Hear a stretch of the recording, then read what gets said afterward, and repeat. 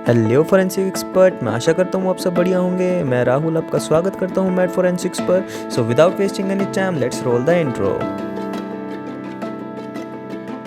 तो स्वागत है आपका मैड फोरेंसिक पे और आज हम बात करने वाले हैं यूरिन के बारे में। तो इस टॉपिक के बारे में ना मैं दो वीडियो में बनाऊंगा, मतलब दो पार्ट बनाऊंगा इस वीडियो के। एक तो जो आप देख रहे हो जिसके अंदर मैं आपको इसका इंट्रोडक्शन दूंगा, ये बताऊंगा कि यूरिन कैसे बनता है, प्रॉपर्टीज क्या क्या होती है, इससे रिलेटेड डिजीज क्या होती है और इसका सिग्निफिकेंस क्या है फोरेंसिक साइंस के अंदर। और जो अगली वीडियो आएगी वो भी जल्दी आ जाएगी, इसी वीक आ जाएगी, जिसके अंदर मैं आपको बताऊंगा इसकी एग्जामिनेशन कैसे होती है। Both preliminary and confirmatory test में उसमें कवर कर दूंगा। इस वीडियो में मैं इसलिए कंबाइन नहीं कर रहा क्योंकि ये वीडियो लंबी हो जाती। तो अगर आप इस चैनल पे नए हैं तो प्लीज़ इस चैनल को सब्सक्राइब कर दो और इस वीडियो को लाइक कर दो। और मैं काफ़ी सारी वीडियोस बनाता रहता हूँ डिफरेंट फोरेंसिक साइंस कंटेंट के रिलेटेड, जैसे कि basic of forensic science, fingerprints, anthropology. इसके अलावा भी काफ़ी सारी है, डीएनए से रिलेटेड है, आप देख सकते हैं। अगर आपको देखना हो लिंक डिस्क्रिप्शन में है। और अगर आपको कोई भी डाउट है तो आप कमेंट सेक्शन में उसे पूछ सकते हैं। तो चलो बिना किसी देरी के इस वीडियो को स्टार्ट करते हैं। तो चलो सबसे पहले ये जान लेते हैं कि यूरिन क्या होता है। तो यूरिन एक बायोलॉजिकल फ्लूइड है, बाय प्रोडक्ट है मेटाबॉलिज्म का, जो हमारे ब्लड के अंदर पाए जाते हैं। ठीक है, जो हमारे वेस्ट प्रोडक्ट होता है ना ब्लड के अंदर, उसी को हम यूरिन बोलते हैं। उसको बस एक्सट्रैक्ट करने के बाद उसको यूरिन बोलते हैं। अब उसको एक्सट्रैक्ट कौन करता है? वो करती है किडनी। मतलब क्या है कि जो ब्लड होता है वो फिल्टर होता है हमारे किडनी के थ्रू, और जो लास्ट में हमारा जो प्रोडक्ट बचता है वो क्या बचता है? यूरिन। अब इसमें क्या होता है? Mostly compose of water, urea, salts. ठीक है, इसकी जो कंपोजिशन है इसमें डेडिकेटेड स्लाइड है, उसके अंदर मैं आपको बताऊंगा कि 95% तो इसके अंदर वाटर ही होता है। उसके अलावा डिफरेंट डिफरेंट कंपोनेंट्स होते हैं। अब स्टडी ऑफ यूरिन को क्या बोलते हैं? यूरोलॉजी। ये कई बार क्वेश्चन आ जाता है कि स्टडी ऑफ यूरिन को क्या बोलते हैं या फिर what is urology. Urinary system, क्योंकि हमारा जो यूरिन बनता है वो उसको कौन बनाता है? हमारा यूरिनरी सिस्टम बनाता है, एक्सक्रेटरी सिस्टम बनाता है। तो उस सिस्टम में कौन कौन इंक्लूडेड होते हैं? एक तो ए पेयर ऑफ किडनीज, तो हमारे पास दो किडनी होती है। अ पेयर ऑफ यूरेटर्स, दो यूरेटर्स होते हैं। एक यूरिनरी ब्लैडर होता है और एक यूरेथ्रा होता है। आप डायग्राम में भी देख सकते हो, दो किडनी है। ठीक है, दो यूरेटर्स है, ये जो पाइप्स जा रही हैं। ठीक है, और ये क्या करती है? किडनी से जो यूरिन होता है यूरेटर से लेके जाती है कहाँ पे? यूरिनरी ब्लैडर के पास। ये जो येलो येलो गोल्डन गोल्डन है ये हमारा यूरिनरी ब्लैडर है, जहाँ पे हमारा यूरिन स्टोर होता है। और फाइनली यूरेथ्रा होता है, जहाँ से हम उसको बाद में बाहर निकाल देते हैं। तो ये हमारे कुछ कंपोनेंट्स होते हैं जो कि यूरिनरी सिस्टम को कंसिस्ट करते हैं। इसके अलावा formation of urine takes place in kidney. हम सब जानते हैं कि यूरिन कहाँ पे बनता है? किडनीज के अंदर बनता है। और पर्टिकुलरली बोले तो ये नेफ्रॉन के अंदर बनता है, क्योंकि किडनी के अंदर क्या है? नेफ्रॉन्स है। तो नेफ्रॉन के बारे में भी आपको बताऊंगा। नेफ्रॉन क्या है? Structural and functional unit of kidney है। ठीक है, इसका स्ट्रक्चर जो होता है ना वो मोस्टली ग्लोमुलर होता है, बोमेंस कैप्सूल होता है, रेनल ट्यूबल होता है। मतलब जो इसका स्ट्रक्चर होता है उसमें तीन पार्ट होते हैं, glomerular, Bowman's capsule and renal tubule. चलो इसको अगली स्लाइड में अच्छे से समझते हैं कि जो नेफ्रॉन का स्ट्रक्चर होता है वो होता क्या है। तो चलो सबसे पहले स्ट्रक्चर ऑफ नेफ्रॉन देख लेते हैं कि स्ट्रक्चर क्या होता है।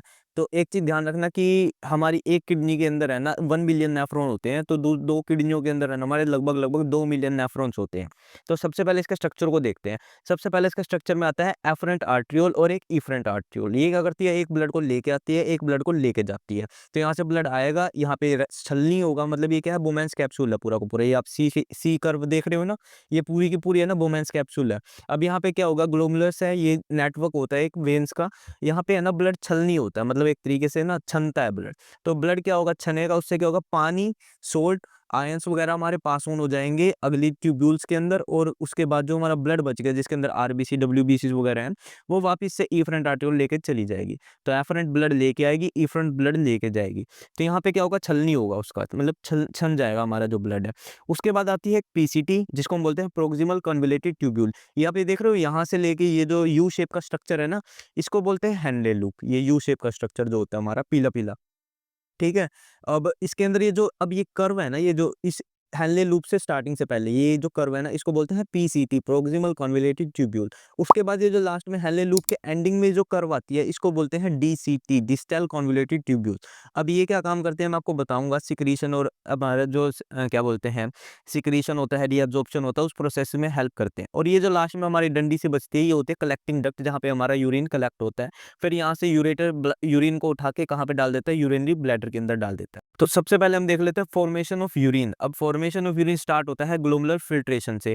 यहाँ पे क्या होता है? Occurs in glomerulus of nephron. ये जो पार्ट मैंने आपको बताया था ना, ये जो छलनी सा स्ट्रक्चर बन रहा है हमारा ग्लोमुलर्स है।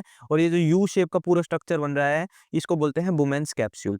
अब यहाँ पे क्या होता है? ब्लड आता है, ये एफरेंट आर्टियोल है, यहाँ से ब्लड आया हमारे पास। यहाँ पे ब्लड है ना छलनी हो जाएगा, यहाँ से मतलब एक तरीके से एब्जॉर्ब कर लेगा क्या क्या चीजें? वाटर, सोल्ट्स, आयंस, ठीक है, ये सारी चीजें यूरिया, क्रेटिन वगैरह यहाँ पे इसके अंदर बोमैन कैप्सूल से पास होके नीचे चला जाएगा, किसके अंदर, पीसीटी के अंदर, ठीक है, प्रोक्सिमल कॉन्वोल्यूटिव ट्यूब्यूल के अंदर। और जो हमारा ब्लड है वो वापस से यहाँ से घूम के इफरेंट आर्टरियोल के थ्रू वापस से हमारे सर्कुलेटरी सिस्टम के अंदर चला जाएगा। तो ये इसको बोलते हैं ग्लोमुलर फिल्ट्रेशन। लास्ट में जो हमारे पास बचता है उसको बोलते हैं ग्लोमुलर फिल्ट्रेट, ठीक है, जिसके बाद जिसको हमें बहुत तरीके से कंसंट्रेट करके यूरिन बनाना है, क्योंकि हमारी बॉडी है ना कुछ भी वेस्ट नहीं करती। अब ग्लोमुलर फिल्ट्रेट होता है, इसमें काफी ज्यादा पानी होता है, ठीक है, वाटर होता है, अदर न्यूट्रिएंट्स भी होते हैं, सोल्ट वगैरह होते हैं जो बॉडी को चाहिए होते हैं। तो उनको एब्जॉर्ब करने का काम अब आगे पीसीटी, डीसीटी और हैंले लूप करेगी। तो अब है ना 2 स्टेप बचते हैं ग्लोमुलर फिल्ट्रेट के बाद। ग्लोमुलर फिल्ट्रेट जो हमारा बनता है ना लगभग 180 लीटर बनता है, ठीक है, 180 लीटर पर डे, ठीक है। अब आप खुद ही सोच के देखो, आप कितना ही बाथरूम करने जाते हो, लगभग लगभग आपका जो यूरिन होता है एक दिन के अंदर 1.5 से 2 लीटर आता है, ठीक है। अब उस 180 लीटर को कंसंट्रेट करना है कितना, 1 से 2 लीटर के आसपास। तो उसको कंसंट्रेट करने का काम कौन करती है, ट्यूबुलर रिजॉर्प्शन। अब ये जो हमारी रेनल ट्यूब्यूल्स हैं, पीसीटी, डीसीटी, हैले लूप, ठीक है, ये तीनों है ना, ये क्या काम करेगी, जो ग्लोमुलर फिल्ट्रेट बना है उसके अंदर से वाटर को एब्जॉर्ब करेगी, सोल्ट्स को एब्जॉर्ब करेगी, जो न्यूट्रिएंट्स है जो हमारी बॉडी को रिक्वायर्ड है उन सबको एब्जॉर्ब कर लेगी, अमीनो एसिड, ग्लूकोज वगैरह, मोस्ट ऑफ द वाटर को भी वो एब्जॉर्ब कर लेती है, ठीक है। मतलब उस जो 180 लीटर बना उसको काफी ज्यादा कंसंट्रेट कर देती है, उसी चीज को बोलते हैं ट्यूबुलर रिजॉर्प्शन। अब उसके बाद आता है ट्यूबुलर सिक्रीशन। हमने सबसे पहले फिल्ट्रेट बनाया, फिल्ट्रेट को रीअब्जॉर्ब कर लिया, उसके बाद लास्ट में करते हैं ट्यूबुलर सिक्रीशन। इसमें क्या होता है, जब रीअब्जॉर्ब करते हैं ना हम चीजों को, तो पीसीटी, डीसीटी के अंदर है ना प्रेशर जनरेट हो जाता है, ऑस्मोटिक प्रेशर में चेंज आ जाता है। उस ऑस्मोटिक प्रेशर को बैलेंस करने के लिए है ना कुछ चीजें वापस से पीसीटी के अंदर डाल दी जाती है, यानी कि पीसीटी के अंदर सिक्रीट कर दी जाती है। अब वो क्या हो सकता है, यूरिया भी हो सकता है, अमोनिया भी हो सकता है, कुछ भी हो सकता है जो हमारी बॉडी के अंदर हो, जो बैलेंस करने के लिए रिक्वायर्ड हो। तो अब देखो 3 चीजें हो गई, ग्लोमुलर फिल्ट्रेशन जिससे ब्लड को फिल्ट्रेट करके हमने हमारा ग्लोमुलर फिल्ट्रेट बना लिया, ग्लोमुलर फिल्ट्रेट को हमने रीअब्सॉर्ब करके, ठीक है, 180 लीटर से हमने इसको 1.5 से 2 लीटर बना दिया। अब उसके बाद ट्यूबुलर सिक्रीशन होती है ताकि ऑस्मोटिक प्रेशर को बैलेंस कर सके, वापस से कुछ चीजें ट्यूब्यूल्स में डाल दी जाती है, यानी कि पीसीटी वगैरह में डाल दी जाती है, ताकि वो जो पूरा ऑस्मोटिक बैलेंस है वो बना रहे। ये सिंपल सी फॉर्मेशन होती है यूरिन की। लास्ट में कहाँ जाता है यूरिन, जो हमारा कंसेंट्रेटेड यूरिन है वो जाता है कलेक्टिंग डक्ट में। कलेक्टिंग डक्ट से अब क्या करते हैं, यूरेटर्स कलेक्ट करके उसको यूरिनरी ब्लैडर के अंदर स्टोर करते हैं, और जब भी हमें अर्ज होती है, ठीक है, जब भी हमें अर्ज होती है करने की, उसको बाद हम जाके यूरिन करके एक्सक्रीट कर देते हैं हमारी बॉडी से आउट। आई होप आपको ये चीज समझ आई हो कि कैसे हमारी बॉडी में यूरिन की फॉर्मेशन होती है। तो यूरिन के बारे में हम थोड़ा सा कुछ और जान लेते हैं। मैंने आपको बता दिया कि अबाउट 1.5 से लेकर 1.8 लीटर या फिर 1.5 से 2 लीटर के आसपास जो हम एक दिन के अंदर यूरिन अपनी बॉडी के अंदर बनाते हैं और निकालते हैं। उसके अलावा अब हमें पढ़ने हैं इसके कंपोनेंट, क्योंकि हमारे फोरेंसिकली कंपोनेंट्स बहुत इंपॉर्टेंट होते हैं, चाहे वो ब्लड के हो, चाहे वो सलाइवा के हो, चाहे वो किसी भी चीज़ के हो। बाय द वे मैंने सारे पे वीडियो बना रखी है, ब्लड के ऊपर भी बना रखी है, सलाइवा के ऊपर भी बना रखी है, हेयर के ऊपर भी बना रखी है, और अब मैं ना इसके ऊपर भी बना रहा हूँ, यूरिन के ऊपर। इसके बाद है ना स्वेट के ऊपर भी आएगी। तो प्लीज़ यार इस चैनल को सब्सक्राइब कर लो और इस वीडियो को लाइक कर दो। तो कंपोनेंट में क्या होते हैं, कंपोनेंट ऑफ यूरिन बेसिकली बस 2 ही टाइप के होते हैं, एक तो सॉलिड होता है, एक वाटर होता है, ठीक है। वाटर अबाउट 90 टू 95% होता है, और सॉलिड के अंदर 5 से 10% क्या आता है, एक तो ऑर्गेनिक होता है और एक इनऑर्गेनिक सॉलिड्स हो सकते हैं। इनको डिटेल में समझते हैं। अब कंपोजिशन ऑफ यूरिन में मैंने आपको बता दिया कि वाटर जो होता है 95% होता है, ठीक है, मेन सॉल्वेंट होता है, सब कुछ इसके अंदर डिसॉल्व रहता है। सॉलिड में कुछ इनऑर्गेनिक होंगे, ऑर्गेनिक होंगे। इनऑर्गेनिक में तो मैं कई बार बता चुका हूँ पहले भी वीडियो में, सिर्फ सोल्ट्स आते हैं, आयंस आते हैं, जैसे sodium, potassium, calcium, phosphate, magnesium, ये सारे के सारे कंस्टिट्यूट करते हैं लगभग 1.5%, ठीक है। उसके बाद क्या करते हैं, इलेक्ट्रोलाइट बैलेंस करने में काम करते हैं, ठीक है। जो हमारा क्या बोलते हैं उसे, जो इलेक्ट्रोलाइटिक बैलेंस है ना हमारी बॉडी के अंदर, वो मेंटेन रखते हैं, इलेक्ट्रोलाइट्स का बैलेंस। ऑर्गेनिक में क्या आते हैं, यूरिया आता है, क्रेटीन आता है, यूरिक एसिड आता है, इसके अलावा हार्मोन्स आते हैं, और कुछ हमारे पिगमेंट्स होते हैं जो कलर प्रोवाइड करते हैं यूरिन को, यूरोक्रोम, ये सारे क्या है, कलर प्रोवाइड करते हैं। जो हमारा पेल येलो कलर का कलर होता है ना यूरिन का, वो इन पिगमेंट्स की वजह से होता है, ठीक है। ये क्या होते हैं, नाइट्रोजनस वेस्ट होते हैं जो हमारे ब्लड के अंदर पैदा होते हैं, फिर मेटाबॉलिज्म की वजह से बनते हैं। अब प्रॉपर्टीज ऑफ यूरिन जो सबसे इंपॉर्टेंट है इसके अंदर, कि भाई प्रॉपर्टी क्या है एक यूरिन की, एक हेल्दी, पहले तो हम बात करेंगे एक हेल्दी मेल में या फिर हेल्दी बॉडी के अंदर यूरिन की क्या प्रॉपर्टीज होती है, उसके बाद हम डिजीजेस पे चलेंगे। तो सबसे पहले colour, pale yellow to amber हो सकता है, ठीक है। मतलब जो एक हेल्दी यूरिन, मतलब एक हेल्दी पर्सन का यूरिन होता है वो pale yellow to amber colour का होता है, एम्बर कुछ नहीं, येलो कलर का होता है थोड़ा थोड़ा सा, ठीक है। ड्यू टू यूरोक्रोम, किस वजह से होता है, यूरोक्रोम एक पिगमेंट होता है जो प्रोवाइड करता है उसको येलो कलर। और उसके बाद कुछ ओडोर होती है, ओडोर यानी कि स्मेल। अब हम सबको जानते हैं कि यूरिन की है ना एक स्पेसिफिक स्मेल होती है, एक अजीब सी गंदी सी बदबू होती है, ठीक है? उस स्लाइटली एरोमेटिक स्मेल जो होती है ना, वो उसकी स्पेसिफिक होती है यूरिन की। उससे हम सूंघ के भी बता सकते हैं कि किसी ने यहाँ पे बाथरूम किया है या फिर यूरिन किया है। अब स्ट्रॉन्गर ओडर इफ कंसंट्रेटेड, अगर हम ज़्यादा टाइम तक पानी ना पिए तो वो क्या होता है, डार्क येलो कलर का हो जाता है और उसकी जो स्मेल होती है ना वो भी ज़्यादा आती है। अगर आप पानी ज़्यादा पीते हो तो आपके वो यूरिन में से स्मेल कम आती है। तो ओडोर एक क्या होती है, स्लाइटली एरोमेटिक होती है, फिशी सी स्मेल होती है इसकी थोड़ी-सी। अब पीएच क्या होता है इसका, एवरेज इसका एसिडिक पीएच रहती है लगभग-लगभग 6 के आसपास। 4.5 से 8 के बीच में वेरी करती है, लेकिन जो इसकी एवरेज रहती है 6 के आसपास इसका पीएच रहता है। स्पेसिफिक ग्रेविटी इसकी क्या है, 1.0032 टू 1.030, ये आपको रटने की चीज़ है। स्पेसिफिक ग्रेविटी कई बार पूछ लेते हैं पेपर के अंदर। तो वॉल्यूम क्या है, अराउंड 1 से 2 लीटर के आसपास हम पर डे यूरिन को बाहर निकालते हैं हमारी बॉडी से। क्लैरिटी क्या है, क्लियर है, ठीक है? मतलब क्या है, येलो कलर तो है लेकिन वो क्लियर है। उसके अंदर है ना कुछ मिल्की, मतलब हम उसके आर-पार है ना आराम से देख सकते हैं। ऐसा नहीं है कि वो धुंधला हो, ठीक है? तो ये क्लियर होती है फ्लूइड। अब इसके बाद है ना, जैसे हमने वो प्रॉपर्टीज़ पढ़ ली, अब उसके बेसिस पे है ना कुछ डिजीज़ेज़ आती हैं, जैसे कलर के बेसिस पे। अब पेल येलो कलर है तो हम सब जानते हैं नॉर्मल कलर है, ठीक है? यूरिन ऐसे कलर का होता है, वेल हाइड्रेटेड पर्सन के अंदर ये यूरिन पाया जाता है। अब कुछ मान लो डार्क येलो आ जाए और एम्बर कलर आ जाए, मतलब बहुत ज़्यादा येलो कलर आ जाए, डार्क कलर। तो एक कंडीशन हो सकती है कि आपने पानी ना पिया हो, वो हाईली कंसंट्रेट हो गया या फिर रोक के रख रखा हो, तो क्या होता है, वाटर एब्जॉर्ब होता रहता है, जिसकी वजह से वो चीज़ है ना कंसंट्रेट हो जाती है।